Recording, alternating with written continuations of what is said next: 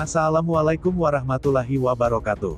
Hai penonton setia kasus Subang hari ini, bagaimana kabar kalian? Insya Allah pasti sehat semua.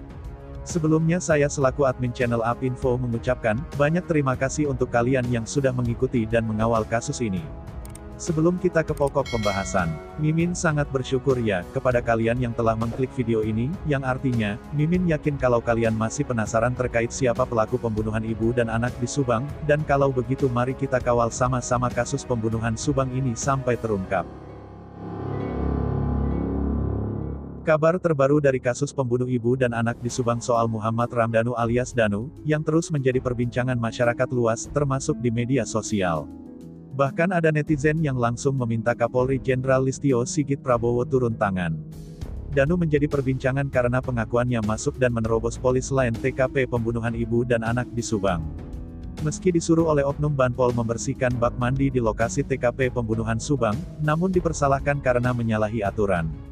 Bahkan Danu mendapat serangan cukup tajam dari pihak Yosef Subang, melalui kuasa hukumnya Rohman Hidayat meminta Danu dan Banpol untuk dijadikan tersangka menerobos garis polisi.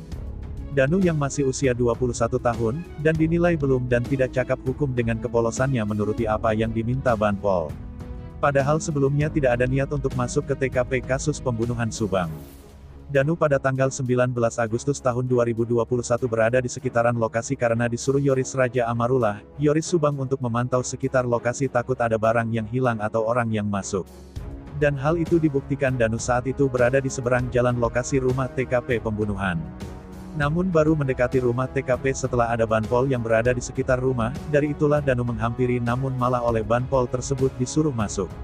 Hal itu seperti diceritakan kuasa hukum Danu dan Yoris, Ahmad Taufan kepada wartawan usai pemeriksaan. Di media sosial Danu mendapat dukungan mengingat Danu adalah sosok saksi kunci yang akan membuka tabir dari kasus ini termasuk tabir adanya peran Banpol dalam kasus pembunuhan ibu dan anak di Subang. Danu oleh netizen dinilai sosok yang akan membongkar kasus pembunuh ibu dan anak di Subang. Namun mendapat halaman malah ancaman.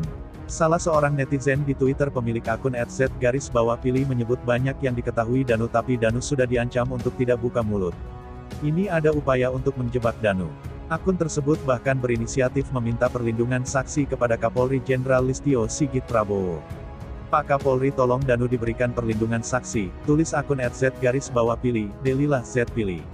Pemilik akun tersebut tidak hanya menulis permintaan tersebut kepada Kapolri tapi juga nge-tag atau mention akun resmi Kapolri @listiosigitp dan akun @divhumas_polri. Tentu saja dengan begitu akun Kapolri akan mendapatkan notifikasi atas mention tersebut dan suatu saat akan membacanya. Akun lainnya Topi Saya Bundar Akeong _24.081.984 malah polisi untuk memeriksa Banpol. Tolong Pak, jangan semapai yang tidak bersalah dijadikan tersangka. Coba selidiki tentang Banpol yang masuk TKP Subang dan ada saksi-saksi loh Pak yang melihat, tapi kenapa dibantah begini? Kenapa ditutupi? Kasus sudah hampir 90 hari belum terpecahkan, ujar akun tersebut.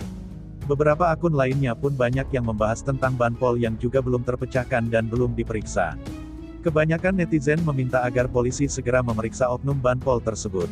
Hal tersebut sesuai dengan pakar hukum pidana Dr. Heri Gunawan yang menyatakan informasi dari Danu tentang Banpol itu adalah informasi yang bagus.